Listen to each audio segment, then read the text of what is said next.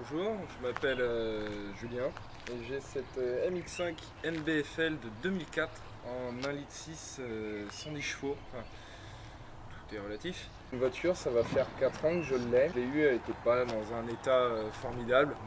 Elle n'est pas toujours, on va dire. Là, c'est une voiture en 4 ans. J'ai fait énormément de boulot dessus, puisqu'à la base, c'est une édition limitée qui est en France appelée Etna, en Allemagne Unplug. Donc celle-là, elle vient d'Allemagne, donc c'est une Unplug. J'ai eu avec la série limitée qui intégrait les surpiqûres rouges, des jantes spécifiques, le châssis sport. Étant donné que sur les séries limitées, Mazda, même sur le 1,6 litre, a donné les gros freins, les renforts un peu à droite à gauche. Donc on était déjà parti sur une bonne petite base, enfin un peu moins de 3 ans. Ouais. J'ai commencé le projet donc de la transformer complètement, donc avec le kit carrosserie, les jantes, le demi-arceau, tout ça, quoi, avec forcément une préparation moteur. Donc là c'est comme j'ai dit, le 1,6 litre 110 chevaux qui est monté en turbo, donc avec un TD04 qui est à la base un turbo de Subaru. Donc là, bon, malheureusement, je suis en rodage. Elle n'a pas toute sa puissance, puisqu'au mois de février, j'ai coulé une bielle. Donc une bielle a transpercé le bloc suite à un souci de cartographie.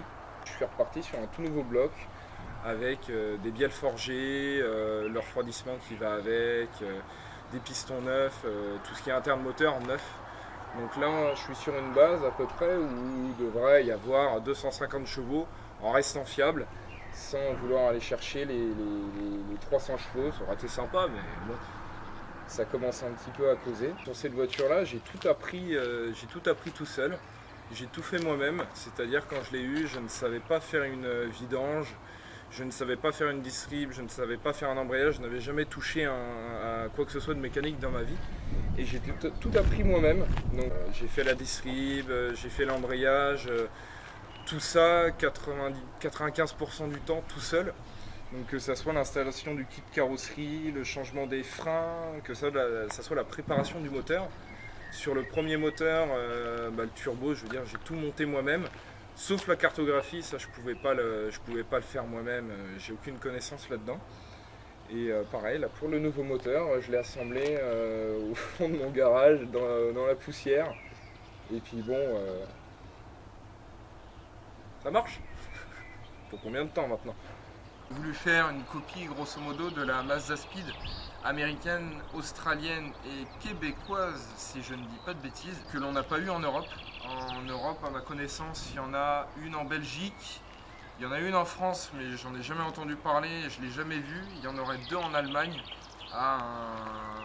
chez Hill Motorsport, qui est un fournisseur de pièces de MX5. Donc en ce qui est des pièces, alors les bas de caisse, ça vient de Pologne, c'est de la fibre absolument pourrie. Je veux dire, c'est le fit n'est pas là, c'est pas de la bonne qualité. Mais par contre, pour la lame avant, la lame arrière et le support de plaque arrière, ça vient de Jean-Marc Bronner, c'est un Français qui fabrique ces kits-là pour la MX5. Et c'est une qualité qui est absolument incroyable pour le prix. C'est pas du tout des pièces importées, parce que quand on regarde des kits carrosserie importés des États-Unis ou d'Australie, avec les douanes, l'expédition, avec le prix de la pièce, puisque c'est des pièces qui sont relativement rares, c'était vraiment hors budget. En parlant de budget, il y a quand même eu pas mal d'argent qui a été mis dedans pour la transformer à ce point-là. Et d'heures de travail aussi, au fond du garage, sur le parking. La plupart des pièces viennent d'Angleterre. L'arceau est fabriqué en Angleterre, le kit turbo est fabriqué en Angleterre. Qu'est-ce qu'il y a d'autre? Le volant, le personnel est fabriqué en Italie, si je dis pas de bêtises. Donc c'est une voiture qui regroupe pas mal de pièces un peu du monde entier. Il n'y a pas encore trop de pièces japonaises dessus. Je vais y venir, je pense prochainement. Je voudrais essayer de trouver... alors c'est pas forcément très connu par chez nous. C'est que Mazda, dans les années fin 90, début 2000, au Japon,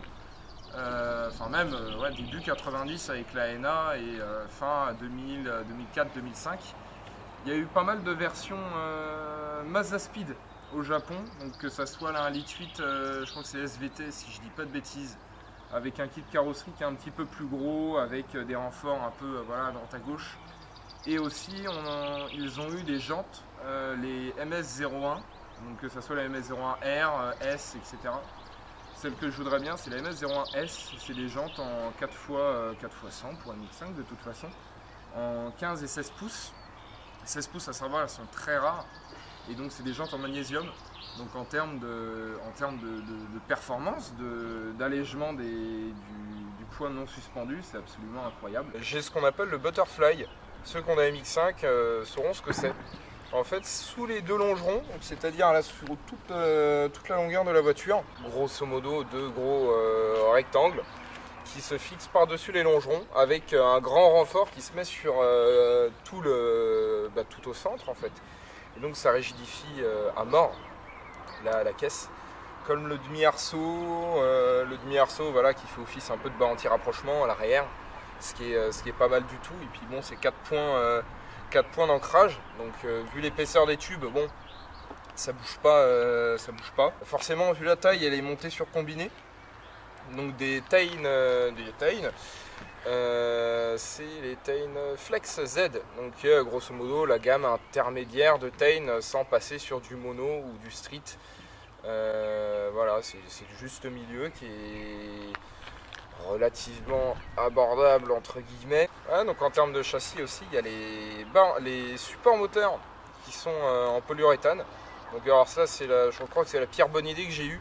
Parce que la voiture, elle est sur vibreur constamment. C'est pas agréable du tout. Alors, c'est drôle, mais c'est quand même pas terrible. En termes des autres projets à venir pour celle-là, étant donné que voilà, j'ai fait beaucoup de mécanique, je pense me tenter un petit peu à la carrosserie. Donc refaire les ailes, parce que bon, ça c'est bien connu sur la MX5. Il y a la doublure à l'intérieur, l'eau s'infiltre. Mazda n'a pas fait un bon traitement à l'intérieur, ni étudié l'écoulement d'eau. Je vais essayer de faire les ailes avant en carbone, donc faire moule en fibre, puis ensuite fabriquer l'aile en carbone avec le moule. Alors c'est à la fois pour le style et à la fois pour le poids, parce que mine de rien, même si les capots, les ailes sont en aluminium, donc c'est relativement léger, il y a quelques kilos à grappiller quand même à cet endroit-là. Même si je cherche pas non plus à avoir la voiture la plus légère.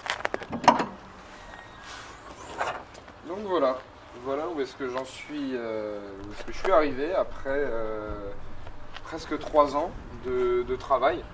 Donc j'ai fait ça puisque bon, la MX5 voilà, a été vue un peu comme le vilain petit canard, puisque bon, la MX5 voilà, c'est pas forcément très vieille comme voiture. Bon, en ce qui est de celle-là, je pense qu'elle l'est, enfin j'espère. Et donc voilà, ça manquait cruellement de puissance. Pour le moment, c'est un daily, parce que j'ai que cette voiture-là. Je suis en train de retaper, essayer de sauver une Nissan 100NX comme mes amis m'a donné. Donc je vais essayer d'en faire quelque chose, histoire de pouvoir l'utiliser comme daily. En termes d'avenir, je sais pas trop ce que je pourrais acheter. Comme je disais tout à l'heure, une ND 1,5 litre, ça se trouve à des prix relativement abordables, entre gros guillemets, en Angleterre. Forcément, avec le volant à droite, ça coûte beaucoup moins cher. Une LS300, ça me plairait bien, ou une LS 430. Une LS 430, ça me plairait bien. Mais, chez qui la LS 430 Hein?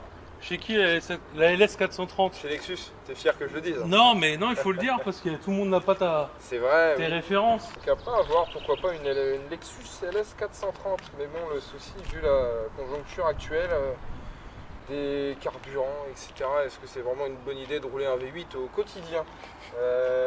Donc bon, à savoir aussi, celle-là, elle est à l'éthanol. Donc en termes de consommation, c'est élevé, mais ça reste très raisonnable au vu de la puissance délivrée. Donc moi, si j'ai un conseil à donner, ne faites jamais ça. C'est une perte d'argent absolument phénoménale. J'en suis fier de cette voiture-là. Il y a des chances que je ne la vende jamais. Enfin, je ne vais dire jamais. Beaucoup d'argent et c'est de l'argent perdu. Et c'est des risques aussi, parce que forcément, c'est pas forcément en road légal. Mais bon, après, l'amour du risque, quoi. C'est aussi prendre, de toute façon, le risque, voilà, comme j'ai eu de casser un moteur, de casser une boîte de vitesse. C'est pas une voiture qui est forcément prévue pour recevoir autant de chevaux.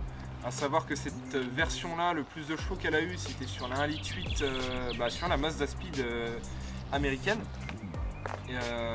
Où c'était le 1,8 litre avec le VVT qui était monté en turbo et qui sortait 184 chevaux si je ne dis pas de bêtises. Donc voilà, c'était relativement fiable comme une voiture d'origine, quoi. Parce qu'après on arrive à un point où on part à 300 km de chez soi à se dire est-ce que va pas y avoir la boîte de vitesse qui va casser, est-ce que va pas y avoir un pneu qui va se bouffer dans l'aile. Enfin voilà quoi, au bout d'un moment c'est compliqué malgré que je l'utilise en daily. C'est vraiment ce qu'il y a de plus pratique et de plus serein à rouler. Alors, un chevalier comme un sac parce que moi il n'est pas prévu de passer à la télé comme d'habitude. Merci beaucoup d'avoir suivi ce 3e épisode. Ça me fait vraiment plaisir de donner la parole comme d'habitude à des gens qui sont passionnés. Et celle-là on voulait la faire depuis longtemps. On voulait la faire depuis un petit moment, on n'a jamais eu le temps. Après il y a eu le coup de la bielle, après il y a eu plein de trucs. Donc voilà, donc n'hésitez pas comme d'habitude à mettre en commentaire ce que vous en avez pensé. Vous avez ton Instagram qui apparaît sur la portière et vous l'avez là dans la vidéo.